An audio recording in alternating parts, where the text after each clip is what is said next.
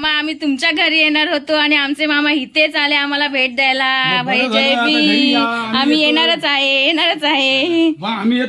तुम्ही सर्व मस्त ना, मजेत ना? मी पण खूप छान आहे, मस्त आहे, मजेत आहे. तर हे मामा जे आहेत ते रेवतळवाले मामा आहेत, रामदास मामा. आणि हा विशाल आहे, हे आमचे आजोबा आहेत, म्हणजे माझे आजोबा आहेत दगडू बाबा. हे यांचे मामा लागतात आणि हे भाचे आहेत त्यांचे. आणि ही आजी आहे, माझी आई आहे. आणि आले होते आणि आम्ही यांच्याकडे जायला निघालो होतो. तर ह्यांना पाहुणचार करण्यासाठी आम्ही इथे बनवलं होतं खारवणी. तर खारवणी बनवण्यासाठी मी इथे सगळे प्रोसिजर करून ठेवली होती. सुकट भाजून घेतली होती, चांगली धुवून थोडीशी घेतली होती.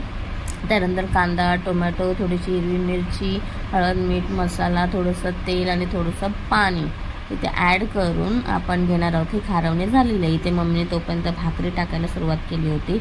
आणि भाकरी आणि हे खारवणी आमच्याकडे म्हणतात. तुम्ही देखील सांगा तुमच्याकडे ह्या पदार्थाला किंवा आम्ही हे जे खारवणी बनवलेलं आहे सुट्टीचं, तुमच्या कोकणामध्ये तुमच्या साईडला काय म्हणतात ते नक्की कळून सांगा. आणि खारवणी इथे तयार झालेलं आहे, रेडी झालेलं आहे. आणि मी इथे एक प्लेट घेऊन मामांसाठी मस्तपैकी सर्व करणार होती, त्यांना भाकरी आणि खारवणी. तर चला, आपली भाकरी पण रेडी झालेली आहे. आई बाबा इथे बोलबच्चन करतायत आणि आम्ही आता निघणारच होतो.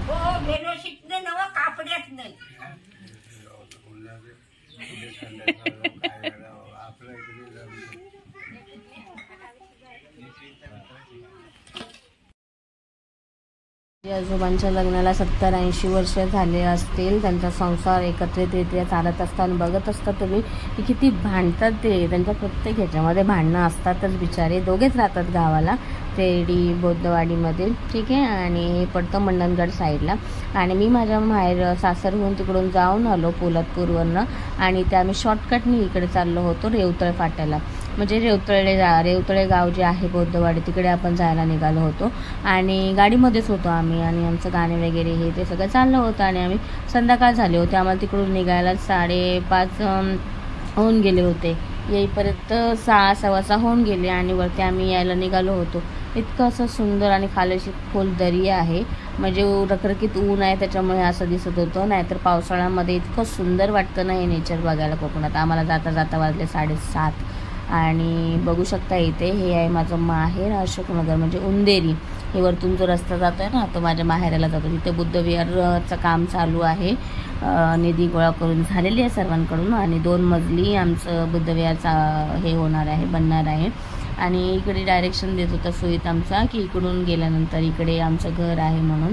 पण सगळा काळोखानी अंधार असल्या कारणाने एवढं काय समजणार नाही. मंदार विचारत होता की तुमचं घर कुठे आहे नेमकं. पण आम्ही आमच्या घरी नाही गेलो, नाहीतर आणखीन उशीर झाला असता. आणि नंतर आम्ही पोचलो रेवतळ्यामध्ये. तर हे आहे आमच्या मामाचं घर.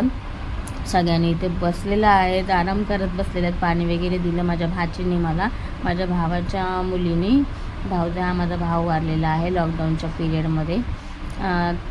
आणि 17-18मध्ये वाटतं, 18मध्ये वारला तो. आणि त्यानंतर आम्ही ते बसलो, आमचा पाहुणचार केला. माझ्या बहिणीने आम्हाला चहा आणि पार्लेजी बिस्किट्स वगैरे आणून दिले होते. आणि त्यानंतर आम्ही म्हटलं आम्ही आता निघतोय, म्हटलं आम्हाला जेवायला नको, आम्हाला खूप उशीर होईल म्हणून. कारण की दुपारी आम्ही 4-4:30ला बिर्याणी खाल्ली होती, घरी मी बनवली होती कापड्याला. ही सगळी मंडळी माझ्या घरी आल्यानंतर मग मला करणं गरजेचंच आहे. मग माझं घर वगैरे दाखवलं. आणि हे अगोदर पण आले होते घरभरणीला, पण तरी पुन्हा एकदा दुसऱ्यांदा पाहुणचार होता हा. आणि करून झाल्यानंतर आम्ही जसं असे बसलो होतो तर त्या वहिनीने जेवणाचा पण बेत केला. आमचं जेवण वगैरे करून झालं मस्तपैकी. ही मामी आहे माझी, ते रेवतळवाले मामाजी दाखवले ना तुम्हाला, तर त्यांची बायको आहे आणि त्यांची सून आहे, प्रदीप दादाची बायको आमच्या, ठीक आहे. तर दादा मुंबईला असतो आणि वहिनी गावालाच राहते. 2 मुलं आहेत त्यांना, एक मुलगी आणि एक मुलगा. तर मुलीला इतकी छान असे संस्कार दिलेत ना, ज्यावेळेस ती पहिली आली तर तिने माझ्या पाया वगैरे पडली. आता तू कशी आहेस, तू बरी आहेस ना, मस्त आहेस ना. तिची आणि माझी पहिलीच गाठभेट होती, कारण की आम्ही जेव्हा लग्नाला गेलो होतो तेव्हा प्रदीप दादाचं आणि उमेश दादांचं लग्न एकाच दिवशी होतं. त्याच्यामुळे आम्ही उमेश दादाच्या लग्नाला गेलो होतो. प्रदीप दादाचं मला आठवत नाही आम्ही गेलेलो की नाही मला, पण एकाच दिवशी असल्या कारणाने जमलं नव्हतं. आणि वहिनीने पटापट जेवणाची तयारी केली होती, चिकन वगैरे बनवलं होतं. आणि इथे बघा ना, असं वाटतं कोणतरी झोपलं आहे, झाकून वगैरे ठेवलेत बरं, त्या कोंबड्या इथे टांगून ठेवलेल्या आहेत. आणि त्यानंतर आमचं जेवण वगैरे झालं, वहिनी जेवण वगैरे करून दिलं.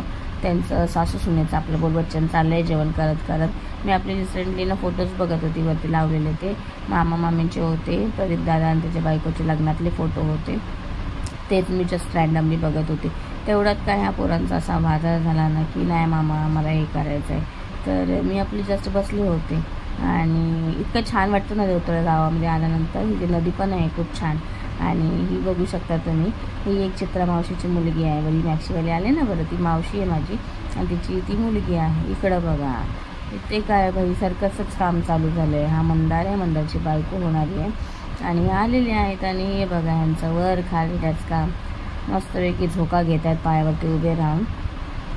आणि खूप एन्जॉय केला बरं. निर्विनी पण त्यांच्याबरोबर. निर्वी कशी एकटी पडत होती इकडे, नाही तर कोणच नाही तिच्या बरोबरीचं. तर आणि कारण की संबोधी वगैरे आले नव्हते, नाही तर माझ्या भावाची मुली आहेत त्या खेळतात बरं, तिला चांगला पार्टनर मिळून जातात बरं खेळायला. आणि या टायमाला कोणच नव्हतं आणि मला सारखी बोलत होते आता तू जाऊ नको ना, आजची रात्र राहा उद्या जा म्हणून. मी म्हटलेलं का उद्या मला मुंबईला जायचं आहे, मला आजची रात्र जावंच लागणार आहे. तर म्हणे नाही थांब जरा जाऊ नको म्हणून अशी विनवणी करत होती. बरं पण नव्हतं वाटत, पण थांबलो असतो तर मग पुढच्या दिवसाचं पूर्ण कोल म्हणून गेलं असतं बरं. कारण की सगळ्यांनी खाडे करूनच आले होते आणि संडेला आम्हाला कसं पण पद्धतीने आम्हाला रविवारी निघायचंच होतं घरी जायला. त्याच्यामुळे पण ही काही पोरी ऐकत नव्हत्या ना काय नाही, नुसत्या मस्ती करत होत्या. त्याला इतकं भारी वाटत होतं विचारूनच सोय नाही. आणि बाकीचे सगळे खाली बसले होते मामांची गप्पा मारत माझ्या, आणि ह्या तिघी आपल्यावरती होत्या. तर ह्या मामा दमल्यानंतर त्या मामाच्या इकडे गेले होते. सुईत हा माझा भाव आहे, माझा 5चा भाऊ आहे हा, ठीक आहे. आणि यांची मस्ती चालू होती, पहिला नंबर कोणाचा त्यानंतर कोणाचा असं तसं चाललं होतं. आणि हिचं डान्स बघा मध्येच चालू झाली. ही नाला सुपाऱ्यावाला डान्स आहे वाटतं. मग तिला पुढं केलं बरं, ठीक आहे. त्याने एकीला घेतलं आणि नंतर ते त्याचे पाय पण दुखायला लागले. भाई आता बंद करा, ही बघायचं डान्स. सेम नाला सोपारावाला डान्स आहे. ही नाला सोपाराला जाते पण डान्सरच आहे बाई, पण छान डान्स वगैरे करते, मस्त एकदम छान, ठीक आहे. मग ह्यांची अशीच मस्ती मजाक झाली. मग तो नंतर बोलला भाई आता बंद करा, मला आता माझे पाय दुखायला लागले, तुमचं आता बस करा. यानं कसं बोट धरायला दिला की हात धरून मोकळा होतात बरं, इकडून झालं का तिकडं.